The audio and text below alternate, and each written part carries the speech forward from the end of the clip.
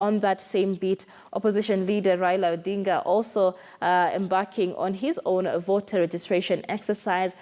This as political parties ensure that they beat the deadline, that is the end of the month, to ensure that they have as many as possible registered voters.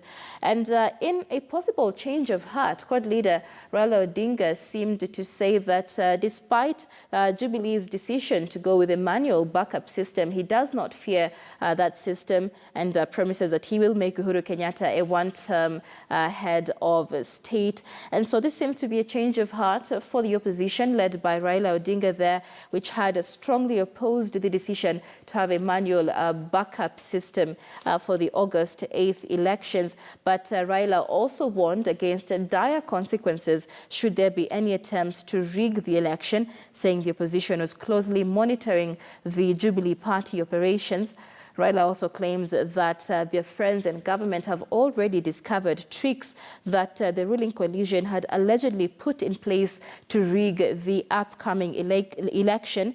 And these, of course, are still allegations from court leader Raila Odinga that have not yet been verified. But still on the same page,